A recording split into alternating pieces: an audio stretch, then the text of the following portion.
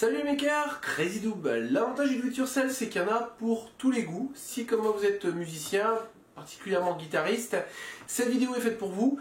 Elle peut intéresser également d'autres personnes, puisqu'aujourd'hui on va parler effet guitare. Voilà de l'enroulement, je souhaitais remplacer ma multi-effet ToneLab SE de chez Vox par des pédales d'effet indépendantes et on m'a fait découvrir récemment un groupe Facebook dédié au domaine, donc à la réalisation de pédales d'effet do it yourself. Donc je vais vous présenter quelques projets, je vais vraiment survoler le domaine, voilà, puisque la réalisation d'un projet, ça pourrait éventuellement faire l'objet de plusieurs petites vidéos, voilà, puisqu'il y a la conception du circuit, la fabrication du circuit, le test, la déco du boîtier, enfin voilà, c'est vraiment un sujet assez vaste, on va dire. Donc voilà, j'ai vraiment survolé le domaine. Vous présenter le groupe et puis vous présenter quelques réalisations, donc une que j'ai faite et puis d'autres petites réalisations que j'ai pu faire grâce à l'aide de personnes sur le groupe et également une petite réalisation d'un membre actif du groupe, une petite merveille. Lorsqu'on se lance à la recherche de pédales d'effet, que ce soit des récentes ou d'époque, on est assez vite refroidi par les tarifs. Certaines pédales d'effet un peu anciennes atteignent des montants absolument incroyables. Là est tout l'intérêt en fait du do it yourself, c'est que vous allez pouvoir recréer des clones, voire même créer des effets, vos propres effets en fonction de vos besoins, et le tout à des tarifs quand même beaucoup plus raisonnables. Ça a un coût malgré tout. Ça demande quelques petites notions en électronique et puis en mécanique aussi, parce que vous verrez, il y a un petit peu de perçage et de peinture, etc. Et voilà, en tout cas, ça vous permet d'obtenir des pédales d'effet à des prix plutôt raisonnables. Les fans de grosses fuzz bien lourdes reconnaîtront sans doute ce clone de Big Muff Ramsey, donc la version originale étant juste absolument inaccessible. Un clone ici de Fuzz Face Germanium de chez Dunlop, donc des rééditions existent, mais en tout cas, elle m'est revenue beaucoup moins cher que la plupart des clones. Des petites réalisations un peu plus typées, voilà, une fuzz améliorée façon Pink Floyd. Et je vous présenterai également cette petite pédale qui est juste une merveille. J'y reviendrai un petit peu plus tard, donc un hybride en fait entre une fuzz et une reverb. Vous souhaitez vous lancer et désirez rencontrer des virtuoses de la pédale d'effet, ce groupe Facebook est fait pour vous, donc Effet Guitare Do It Yourself, un groupe qui est géré par 3 administrateurs et modérateurs, donc super sympathique, il y a une ambiance très conviviale sur ce groupe. Voilà, il y a énormément d'échanges de savoir, de circuits, enfin voilà, tout ce qu'il faut pour apprendre à créer vos pédales d'effet. Le groupe vous permettra également de rentrer en contact avec des personnes qui ont réalisé des circuits, etc. et qui les proposent en général à des tarifs extrêmement intéressants. Comparé aux tarifs qu'on peut rencontrer un peu partout sur internet. L'avantage en fait c'est que là quand vous rentrez en contact avec quelqu'un et que vous lui achetez un petit circuit ou une pédale, voilà, vous êtes sûr derrière d'avoir des personnes qui vous suivent, qui vous aident. Voilà, clairement c'est une très belle découverte. C'est un ami qui m'a fait découvrir ce groupe et je regrette pour rien au monde de l'avoir rejoint. Afin de réaliser vos pédales d'effet, plusieurs possibilités. La première, ça va être d'acquérir des petits circuits déjà fabriqués par d'autres personnes, donc en général fournis avec une liste de composants qu'il n'y a plus qu'à souder directement dessus. La seconde et la plus intéressante, si vous en sentez capable, c'est de la fabriquer entièrement vous-même. La première étape sera de trouver le schéma sur internet, il y en a des centaines, après vous choisissez ce que vous voulez. Les fuzz étant des effets qui sont quand même plutôt très accessibles pour les débutants, tout ce qui est reverb, chorus, etc. On est quand même sur des projets beaucoup plus lourds et beaucoup plus compliqués. La seconde étape, idéalement, c'est de reproduire le circuit sur ce genre de plaque, voilà, une petite breadboard. On utilisera des petits cavaliers et puis voilà, ça permet de mettre directement les composants, à savoir que les petites lignes de trous ici sont raccordées, enfin tous les points sont tous raccordés ensemble. On a juste la petite ligne au centre d'isolation pour mettre un petit circuit intégré, une petite puce en fait. Voilà, donc l'avantage avec ça, c'est qu'une fois que le circuit est monté, vous pouvez le raccorder sur la guitare et l'ampli et tester votre effet avant de faire l'assemblage final. L'étape suivante, on va diviser un petit peu. Possibilité de réaliser un circuit imprimé directement, donc en gravure, que ce soit la fraiseuse ou en gravure chimique, ou la faire fabriquer par des prestataires, donc que ce soit en France ou en Chine. La seconde possibilité, c'est de travailler sur de la perfboard, donc des petites plaques comme ça. Il en existe même des spécifiques à la taille des boîtiers de pédales d'effet.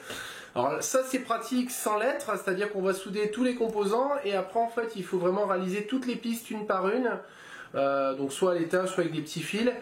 C'est assez lourd à réaliser, je ne vous le cache pas. Et il existe une autre variante, en fait, les Veroboard, donc qui sont des bandes de cuivre sur lesquelles on vient souder également les composants et on vient couper les pistes aux endroits où on veut isoler. Alors l'avantage des Veroboard, là j'en ai pas sous la main, c'est qu'on trouve sur internet des schémas directement sur Veroboard, donc ils vous montrent où couper, où souder.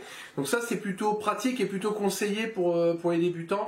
Ça on est quand même sur des produits un petit peu moins pratiques. Une fois votre circuit fabriqué, assemblé et testé, il lui faut une petite chaussette pour le ranger à l'intérieur.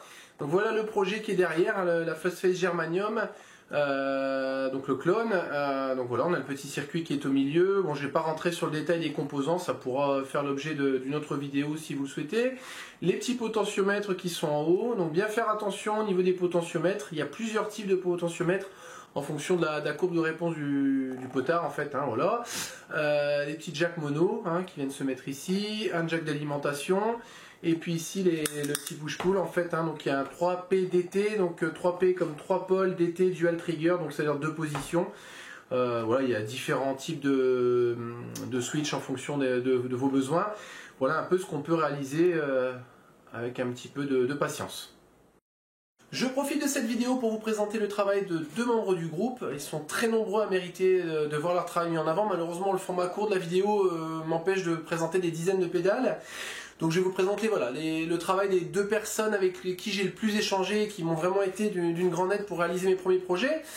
Donc je vous les montre en début de vidéo le petit clone ici de Big Muff Ramzed, donc une version 73. Voilà, donc une copie quasi à l'identique, même au niveau des transistors, puisque j'ai utilisé vraiment le transistor d'époque. Donc là, celle-ci est un petit peu plus coûteuse que certains projets, tout simplement puisque les transistors d'époque, donc la référence d'époque, était quand même pas donnée. On est sur ce qu'on appelle du New Old Stock, donc en fait des composants d'époque qui ont été mis de côté.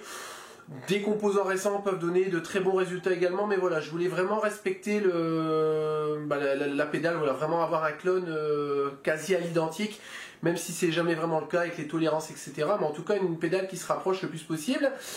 Au niveau de la déco, vous voyez, ça c'est moi qui ai fait, donc avec un vinyle, sur le vinyle comme pour les véhicules, tout simplement, qui a été imprimé, et puis les petits boutons que j'avais présentés sur une vidéo Fusion 360, imprimés en résine.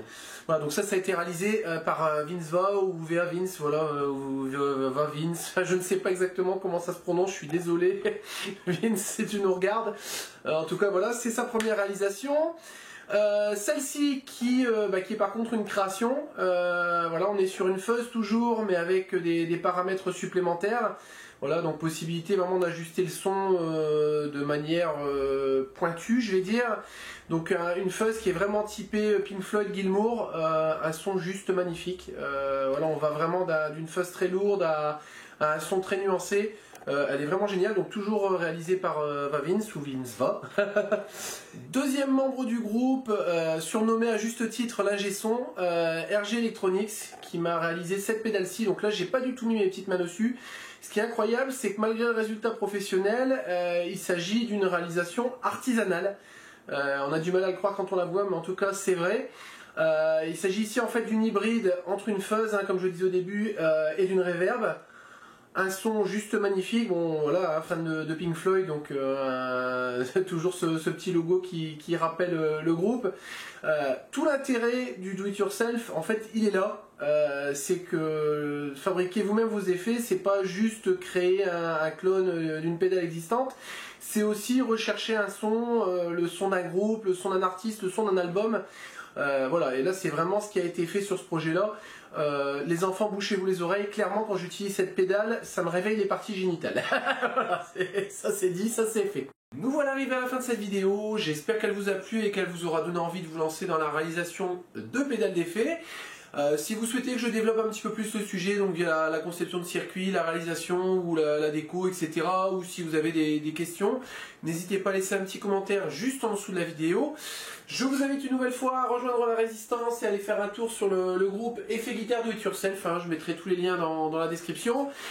D'ici là, prenez soin de vous, likez, partagez, parlez de nous autour de vous, et je vous dis à bientôt pour de nouvelles vidéos.